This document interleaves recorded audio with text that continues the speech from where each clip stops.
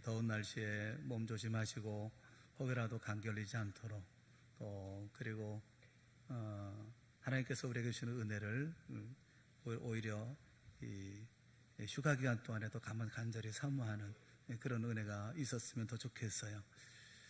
소셜 네트워크 서비스라 그러면 잘 모르실 거예요. 그런데 SNS 그러면 여러분 다 아실 것입니다. 우리가 너무나 익숙한 것이 SNS라고 하는 이런 공간이죠. 페이스북이라든가 인스타그램이라든가 트위터, 우리나라에는 이 카카오 스토리라든가 중국에는 웨이보라고도 얘기합니다만 이런 독특한 그런 우리가 가지고 있는 이런 SNS가 있지요. 이런 일들을 통해서 우리가 너무 쉽게 타인의 삶을 볼 수 있게 되었습니다. 옛날 같으면 평생 모르고 살았을 그런 이들의 삶을 우리가 호기심 가득한 눈으로 살펴보게 됩니다. 그런데 그 호기심은 무료일까요? 호기심의 대가는 어떤 걸까요? 자신을 비참하게 만드는 법이라는 책이 있습니다. 그 책에서 타인의 삶을 훔쳐오면서 내 삶과 비교하는 것이 자신을 비참하게 만드는 가장 쉬운 방법이다라고 말합니다. 우리는 약간의 호기심으로 타인의 삶을 구경하지만 그 대가로 자신은 비참해진다라는 것이죠. 소설가 김연경 씨가 쓴 사랑 풍경이라고 하는 책이 있는데 그 책에 그런 얘기를 했어요. 사랑의 반대말이 증오나 분노가 아니라 무관심인 것처럼 생의 반대말은 죽음이 아니라 방어의식이다. 그런 말을 했어요. 방어의식. 한마디로 말하면 적대적인 자기 숨김을 말하는 거죠. 이런 방어의식은 그 사람을 영원히 자기 삶 밖에서 서성이게 만든다는 것입니다. 이런 사람들은 자신의 삶에 대해서 변명만 늘어놓을 뿐 아무것도 하지 않는다라는 거예요. 오늘 본문의 말씀에 보면 정말 인생에 변명할 말이 많은 이들에 대해서 말씀을 하고 있습니다. 이 사람들이야말로 정말로 방어의식으로 살아야 할 사람들이고 변명해야 할 말들이 너무 많은 그런 사람들입니다. 하지만 이들은 변명이 아닌 감사와 찬양으로 비겁하지 않은 용기와 믿음의 환희로 진정한 삶을 살게 됩니다. 그것은 바로 예수 그리스도 우리 주님을 만났기 때문에 그렇죠. 누가복음 8장에 예수님이 만난 이 세 사람의 만남은 26절부터 계속되어지는 이 만남은 각각의 독립된 사건이라고 생각하기가 쉽습니다. 그런데 이들은 모두가 다 연결되어져 있습니다. 귀신 들린 사람, 혈루증을 앓던 여인, 회당장의 딸, 이들에게는 공통점이 있어요. 예수님이 첫 번째로 만난 사람은 귀신 들린 사람이었습니다. 예수님과 제 아들은 갈릴리 바다 동쪽 해안에 있는 거라사인이라고 하는 작은 마을 부근에 이르렀습니다. 거기서 귀신들에게 완전히 사로잡혀 있는 한 남자를 만났죠. 그는 벌거벗고 있었고 또 죽은 자들 가운데 무덤 사이에 살고 있었습니다. 끔찍하고 난폭한 무절제한 삶을 살던 사람이었습니다. 예수님께서 그 사람의 이름을 물었을 때 그는 군대라고 대답을 합니다. 그만큼 많은 귀신이 들렸기 때문에 그렇죠. 이 이름을 제대로 이해하기 위해서는 이 군대라고 리전이라고 하는 이 말이 바로 6,000명을 의미하는 말이라는 것을 기억할 필요가 있습니다. 어떻게 한 사람 안에 이렇게 많은 귀신이 있을 수 있었는지는 모르겠어요. 중요한 것은 그가 이길 수 없는 수많은 귀신들에게 완전히 제압당하고 고통받고 있었다라는 것입니다. 예수님이 두 번째로 만난 사람은 12년 동안 끊임없이 피를 흘려왔던 한 여인이었습니다. 사실 예수님은 제자들과 함께 회당장 야이로의 딸을 고쳐주러 가시는 길이었습니다. 근데 수많은 무리가 예수님을 만나고 싶어 했죠. 주님의 행하신 기적, 주님이 도와준 사람들의 이야기를 기반으로 해서 주님의 명성은 삽시간에 온 이스라엘에 퍼졌고 소문을 들은 수많은 사람들이 예수님께 모여들었습니다. 42절 후반절에 보면 예수께서 가실 때에 무리가 밀려들더라 그렇게 말씀하고 있어요. 그 무리 속에 아무 선택권이 없었던 한 여인이 있었습니다. 그녀는 12년을 병으로 고생했습니다. 병을 고치기 위해서 안 가본 것도 없고 안 만난 의사가 없었던 것 같아요. 그러느라고 가지고 있었던 모든 것을 다 탕진한 여인이었습니다. 그런 그녀가 예수님을 찾아온 것입니다. 자신의 부정함으로 인해서 주님 앞에 서지 못하고 몰래 뒤로 다가온 여인이 있었습니다. 세 번째로 예수님은 야이로의 딸을 만나셨습니다. 밀려드는 무리와 혈루병을 앓는 여자의 치유로 예수님은 야이로의 집에 가는 것이 지체되었습니다. 그래서 결국 주님이 도착하셨을 때, 도착하기도 전에 야이로의 딸은 죽고 말았죠. 주님이 도착했을 때 사람들은 울며 통곡하고 있었습니다. 예수님께서 울지 말라, 죽은 것이 아니라 잔다 라고 하시니까 그들은 모두가 한 목소리로 비웃습니다. 지금 농담하세요? 아이를 보세요. 이미 죽었다고요? 당신이 늦게 온 것입니다. 그랬습니다. 모든 것이 끝났습니다. 죽었으니까요. 더 이상 이 아이에게는 손을 쓸 수 있는 다른 방법이 없었습니다. 이 세 사람에게는 공통점이 있어요. 귀신 들린 사람, 12년 동안 혈루병을 앓아온 여인, 죽은 소녀, 이 세 사람의 공통점이 있습니다. 그 공통점이 뭘까요? 여러분 자세히 보시면 누가가 이 사람들을 한데 모은 이유가 무엇인지를 우리가 볼 수가 있습니다. 이 사람들이 직면하고 느끼고 경험한 것을 우리가 보고 또 느끼기를, 분명히 보고 느끼기를, 깨닫기를 원해서였던 것이죠. 이들 세 사람에게는 적어도 세 가지의 공통점이 있습니다. 첫째는 통제할 수 없는 삶을 살았다는 것입니다. 이들 모두는 자신의 고통과 괴로움, 다시 말하면 자신의 상태, 자신의 삶을 통제할 수 없는 사람들이었습니다. 귀신 들린 사람은 귀신에게 사로잡혀서 고통을 받고 있었습니다. 그가 겪은 고통을 상상이나 할 수 있겠습니까? 자신이 다른 사람들에게 괴이하고 이상한 사람으로 취급받기 원하는 사람이 우리 가운데 누가 있겠어요? 하지만 그가 하는 행동은, 적어도 자신이 원해서 하는 행동은 하나도 없었습니다. 그의 행동은 전혀 그가 제어할 수 있는 것이 아니었습니다. 예수님께서 그를 만났을 때 자기를 괴롭게 하지 말아달라고 간청합니다. 28절에 보면 지극히 높으신 하나님의 아들 예수여, 당신이 나와 무슨 상관이 있나이까? 귀신과 싸움을 벌였지만 시간이 지나면서 귀신의 속박과 통치에 항복해버리고 말았습니다. 이제는 어떤 삶이 정상적인 삶인지, 자신이 예전에 어떻게 살았는지조차도 기억도 되지 못하는 기괴한 삶을 그대로 그 자신이 받아들이고 있었던 것입니다. 그는 자기의 변한 모습을 바꿀 힘이 없었습니다. 그의 삶에는 더 이상 아무런 희망도 없었고 기대도 없었습니다. 그저 귀신에게 끌려다니는, 귀신에게 내맡긴 인생일 뿐이었습니다. 12년 동안 혈루증을 앓아온 여자는 자신의 병에 지쳐 있었습니다. 주목할 것은 그녀의 상태에 대해서 누구도 그녀를 위해서 해줄 수 있는 것이 아무것도 없었다는 것입니다. 무려 12년 동안이나 병을 앓아왔습니다. 전문가들도 그러나 그의 치료를 억제하거나 멈출 수가 없었습니다. 게다가 레위기 15장에 보면 혈루증은 부정한 병입니다. 이 여인은 어떤 사교적인 모임이나 또 하나님 향하는 예배는커녕 가족 간의 모임조차도 참석할 수가 없습니다. 이 여인을 만지는 자는 부정한 자로 함께 공표가 되기 때문에 그렇습니다. 이로 인해서 이 여인은 참혹할 정도로 외롭고 고립된 삶을 살았습니다. 그녀는 아무 힘도 없었고 자신의 이와 같은 비참한 상황을 전혀 통제할 수가 없었던 것입니다. 회당장 야이로가 있습니다. 그 12살 된 딸이 병으로 죽어가고 있습니다. 본문은 그 어린 딸을 죽음의 문턱에 이르게 했던 그 질병이 무엇인지에 대해서는 우리에게 알려주고 있지 않습니다. 하지만 아이는 급속도로 쇠약해지고 있었던 것만은 틀림이 없습니다. 야이로의 지위라든가 인맥이라든가 자산으로도 이 상황을 역전시킬 수가 없었습니다. 그의 가족이 불가피해 보이는 이런 모든 결과들을 막기 위해서 할 수 있는 일이란 아무것도 없었습니다. 그들의 어린 딸은 그들에게서 점점 멀어져만 가고 있었습니다. 딸을 잃는다 하더라도 그들에게는 이를 막을 아무런 힘이 없었습니다. 딸의 위중한 상태와 상상할 수도 없을 만큼 고통스러운 결과, 그 죽음에 이르는 길을 통제할 힘이 이들에게는 없었던 것입니다. 귀신 들린 사람, 12년 된 혈루증 환자인 여인, 죽어가는 딸을 지켜봐야 했던 아버지 회당장 야이로, 이들의 공통점은 이 상황을 통제할 수 없다는 것입니다. 사랑하는 성도 여러분, 여러분은 여러분의 상황을 통제할 수 있습니까? 제가 참 얘기 들으면서 듣기 싫어하는 말이 하나 있습니다. 그게 뭐냐면 헬조선이라는 거예요. 헬이라는 말은 지옥이라는 말이고, 조선이라는 말은 우리나라를 비하하는 말이에요. 우리나라를 지옥조선이라고 얘기하는 거예요. 지옥이라고 얘기하는 거예요. 저는 과연 우리 대한민국의 현실, 이 상황이 지옥일까 생각을 해봅니다. 아무리 힘들다 하더라도 헬조선이라고 우리나라를 지칭하는 것은 적당한 표현이라고 생각되지 않습니다. 왜 그럼 이렇게 부르는 걸까? 그건 태도의 문제라고 생각을 합니다. 그렇게 부르는 사람의 태도에 문제가 있다, 그렇게 생각을 해요. 우리나라가 과거보다 더 살기 어려운 정말 지옥 같은 나라가 되어져 있는 것입니까?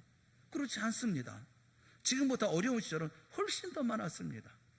오히려 이 현실을 더 비참하게 받아들이고 싶어하는 부정적인 태도가 확산되고 있다는 것에 대해서 많이 걱정이 돼요. 연애도 포기하고 결혼도 포기하고 출산도 포기하는 3포 시대. 그런가 하면 7포 시대라고 얘기를 해요. 내 집 마련도 포기하고 인간관계도 포기하고 꿈도 포기하고 희망마저 포기하는, 지금은 M포 시대라고 얘기를 해요. 다 포기한다. 어떤 분은 이번 생에는 잘못 태어난 것 같다라고 말을 하기도 합니다. 절망과 비관의 언어들이 난무해요. 희망이라고 얘기하지만 희망은 더 이상 우리에게는 희망 고문처럼 들려지는 시대. 왜 희망을 얘기하는데 왜 희망이 고문이라고 얘기를 하는 것입니까? 정말 그렇습니까? 가난한 집에서 태어난 두 형제가 있었어요. 같은 환경에서 성장했는데 두 형제는 전혀 다른 인생을 삽니다. 형은 자포자기 인생을 살다가 거렁뱅이가 되었고, 동생은 열심히 공부해서 유명한 교수가 되었습니다.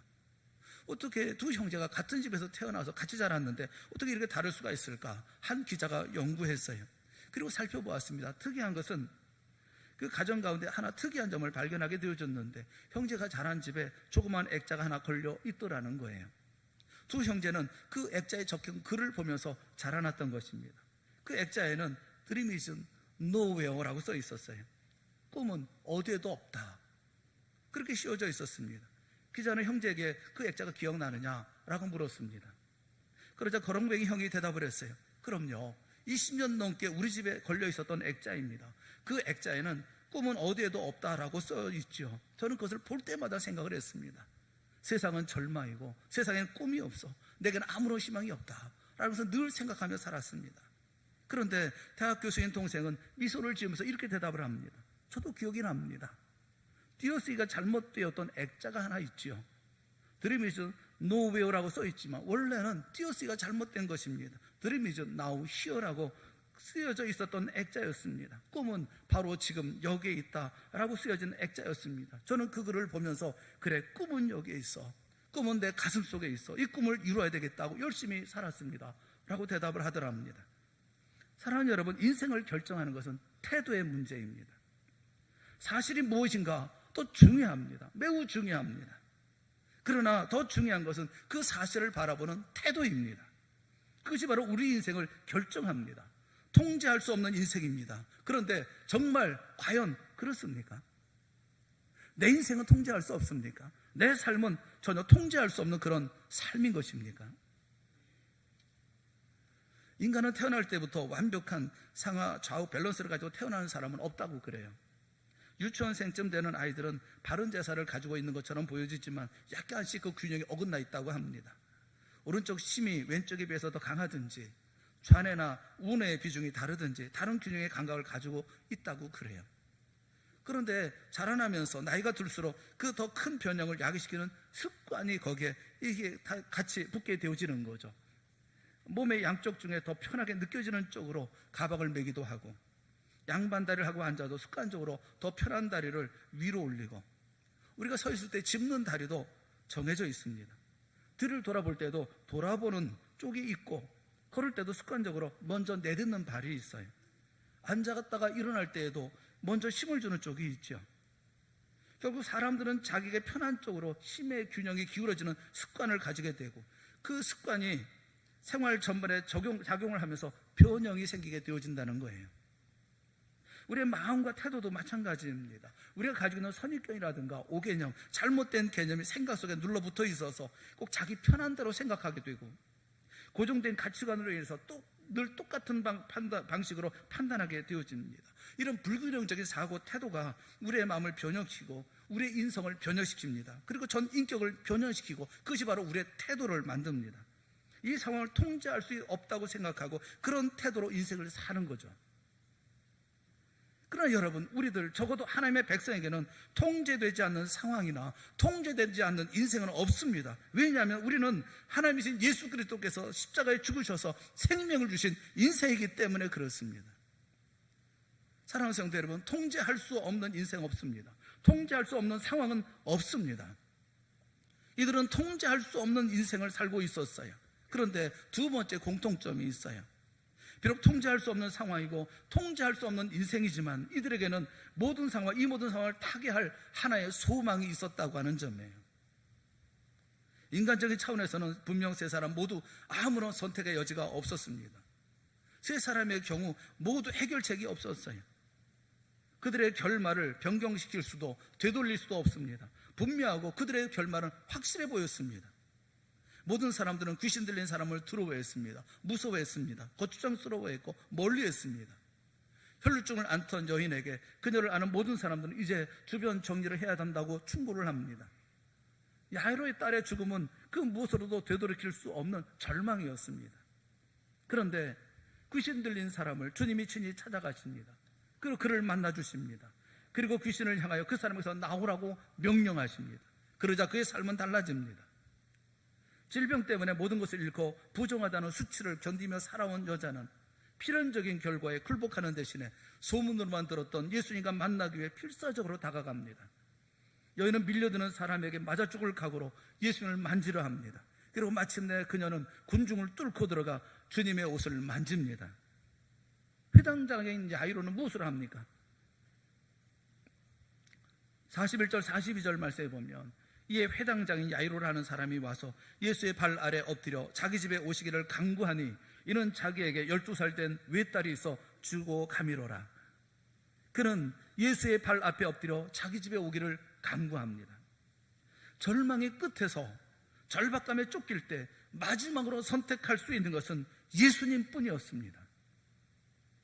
악한 세력에 항복했어도 나만 아니라 세상 모든 사람들이 포기했다 할지라도 더 이상 어떤 방법으로도 해결할 수 없는 절망의 순간에도 하나님의 자녀인 우리에게는 아직 포기할 수 없는 이유가 있습니다. 그것은 내게는 나를 사랑하시는 예수 그리스도가 나의 주님으로 아직도 계시기 때문에 그렇습니다.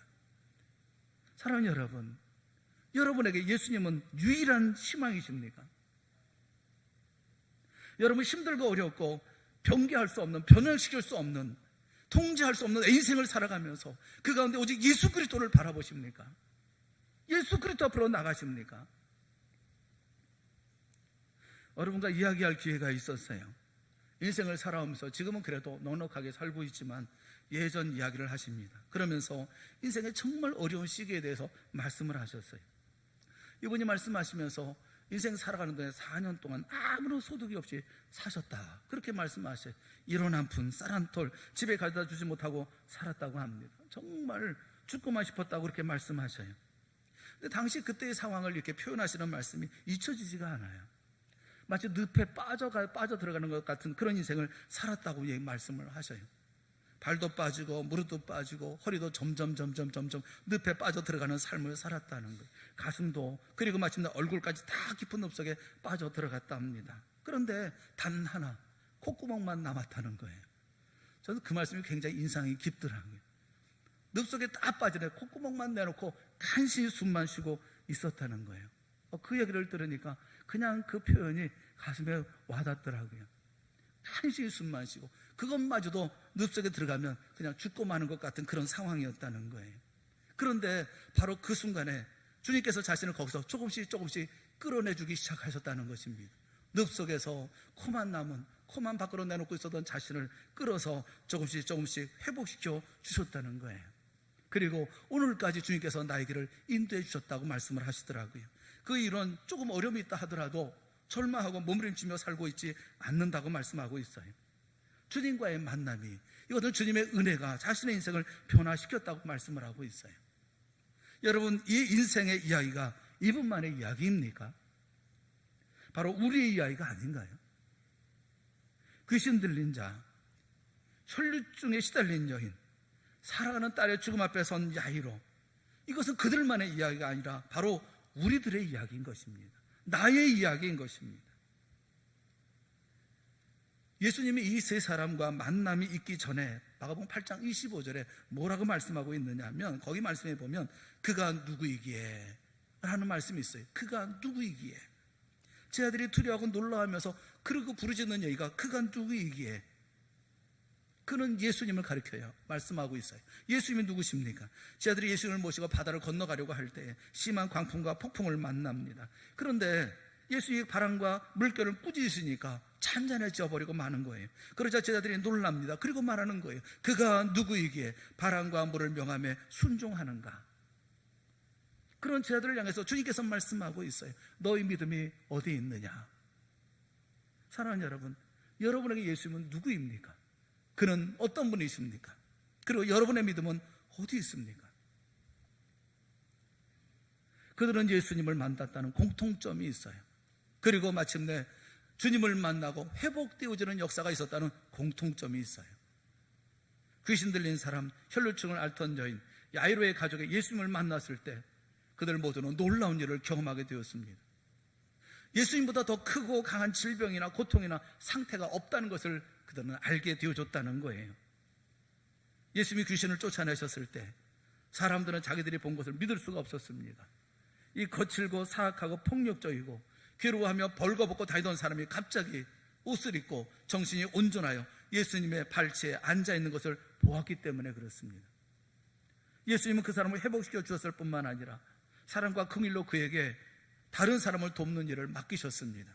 그에게 집으로 돌아가 하나님이 내게 어떻게 큰 일을 행하셨는가를 말하라 라고 명하셨어요. 여인이 필사적인 힘을 다해서 예수님의 옷자락 끝을 만졌을 때 어떤 경험을 했을지 여러분 한번 상상해 보세요. 본문은 혈류증이 즉시 그쳤더라 라고 말씀하고 있어요. 여자가 예수님의 옷자락을 만지자마자 예수님께서는 말씀합니다. 내게 손댄 자가 누구냐? 라고 물으셔요. 수행하고 있었던 베드로는 당황해서 예수님께 말씀합니다. 주여, 무리가 달려들어 밀려들어 미나이다. 다시 말하면 예수님, 사실상 모든 사람이 당신을 지금 만지고 있는 것입니다 라고 말하고 있어요. 그런데 예수님이 느끼신 것은 절박함과 믿음의 손길이었습니다. 누군가 나를 만졌는데 절박함으로 만졌고 믿음을 가지고 만진 손길이 있었다는 거예요. 그래서 46절에 베드로에게 내게 손을 댄 자가 있도다. 이런 내게서 능력이 나간 줄을 알미로다 라고 말씀하고 계셔요. 예수님은 사랑과 긍휼로 그녀를 회복시켜 주시고 그녀의 믿음을 인정해 주셨습니다. 부드러운 목소리로 그녀를 딸이라고 부르셔요. 딸아, 네 믿음이 너를 구원하였으니 평안히 가라 라고 말씀하셨습니다. 더 이상 수치심과 두려움과 고독감은 고립감은 없었습니다. 예수님이 그녀를 온전하게 해주셨어요. 모든 사람 가운데 존중받는 인물이 되게 해주셨어요. 야이로의 어린 딸의 경우에는 예수님께서 기회를 놓치신 것 같았습니다. 그 여인이 병을 고침받았을 때 야이로는 주님과 함께 있었어요. 그리고 예수님이 여러 말씀하고 계실 때 야이로의 집에서 사람들이 옵니다. 슬픈 소식을 전해줍니다. 당신의 딸이 죽었나이다. 선생님을 더 괴롭게 하지 마소서. 야이로가 가장 두려워했던 일이 벌어졌던 것입니다. 하지만 예수님은 야이로를 향해서 말씀하고 있어요. 두려워하지 말고 믿기만 하라. 그리하면 딸이 구원을 얻으리라 라고 말씀하고 계십니다. 사랑하는 여러분, 두려워하지 말고 믿기만 하십시오. 그러면 마침내 구원을 얻게 되어져 놀라운 역사가 우리 가운데 이루어질 줄로 믿습니다. 마침내 그들이 야이로의 집에 도착했을 때 조문객들이 울고 있었습니다. 예수님은 그들에게 소녀가 죽은 것이 아니라 잔다라고 말씀하시며 울지 말라고 말씀하셨습니다. 그러나 소녀가 죽지 않았다는 말이나 혼수 상태에 있다는 말이 아니에요. 그녀의 죽음이 최종적인 것이 아니라는 것입니다. 그 소녀에게 있어서 인생의 마지막은 죽음이 아니었습니다. 예수님은 믿지 못하는 조문객들을 그냥 무시하고 그리고 아이의 손을 잡고 짧게 말씀하셨어요. 달리다굼, 아이야 일어나라. 그랬더니 아이가 정말 일어났습니다. 이 세 만남은 그리스도의 하나님 되심과 온 세상의 주 되심을 우리가 나타내 보여주고 있어요. 예수님은 귀신들을 지배하시는 주님이십니다. 귀신 들렸던 사람에게 물어보십시오. 예수님은 질병을 다스리시는 주님이십니다. 12해 동안 혈루증을 앓았던 여인에게 물어보세요. 예수님은 죽음을 지배하는 주님이십니다. 야이로와 그의 아내 그리고 그들의 12살 된 딸에게, 다시 살아난 딸에게 여러분 물어보세요. 여러분, 세상에 통제 못할 상황이 어디 있습니까? 통제 못할 인생이 어디 있습니까? 내가 통제할 수 없고 내가 통제할 수 없는 그런 인생이고 상황이지만 주님 앞에 통제 못할 인생이 어디 있습니까? 주님께서는 우리의 인생을 통제하시고 우리의 인생을 인도하시고 우리의 인생 가운데 하나님의 놀라운 역사를 이루게 하여 주실 줄로 믿습니다. 그것이 바로 우리가 갖고 있는 믿음인 거예요. 우리는 좌절할 수 없고 절망할 수 없습니다. 미래에 대해서 여전한 소망을 갖습니다. 그것은 바로 우리와 주님이 함께 있기 때문에 그렇습니다. 마치 한 몸인 것처럼 주님과 함께하는 삶을 우리가 살고 있기 때문에 그런 것입니다. 사랑하는 여러분, 그러므로 좌절하지 마시고 절망하지 마시고 포기하지 마시고 그리고 그 모든 것을 다 놓아버리는 그런 삶을 살지 말라는 거예요. 이 각각의 만남을 보면 십자가의 승리를 예시하고 있는 것을 볼 수가 있어요. 예수님이 귀신을 쫓아냈을 때 마귀에게 다가올 패배를 미리 보여주고 계십니다. 궁극적으로 질병과 아픔이라고 하는 것은 죄의 결과입니다. 예수님이 여인의 병을 고쳐주셨을 때 모든 죄를 사하실 십자가를 보여주고 계시는 것입니다. 예수님이 야이로의 딸을 죽음에서 일으키셨을 때 주님은 자신이 바로 부활이요 생명이라고 하는 사실을 알려주고 계시는 것입니다. 이렇게 예수님의 영광을 극적으로 드러낸 사건들은 우리에게 주님이 누구시며 무엇을 하실 수 있는지를 보여주고 있어요. 귀신에 묶여있다 할지라도 풀어내시는 주님, 어떤 병이 있다 할지라도 병 가운데 고쳐주시는 주님, 죽음 가운데 이르렀다 할지라도 부활이요 생명이 되시는 주님께서 우리에게 생명을 주시는 주님, 그 주님이 누구이시며 무엇을 하실 수 있는지를 보여주고 계시는 것이 오늘 본문에 있는 말씀이에요.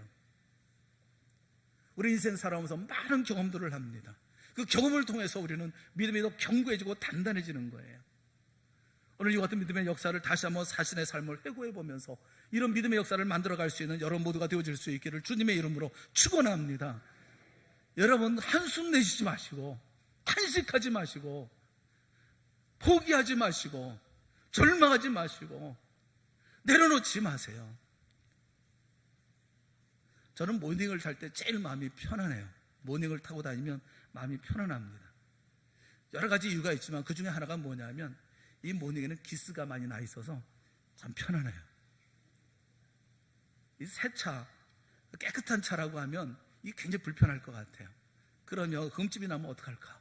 뭐 어디 좀 긁히면 어떡할까? 뭐 이런 마음의 조임이 있을 터인데 이 모닝은 이미 다 나 있기 때문에 그래서 뭐 걱정이 하나도 없어요. 뭐 긁히던 뭐 부딪히던 뭐 그래도 아무 부담이 하나도 없어요.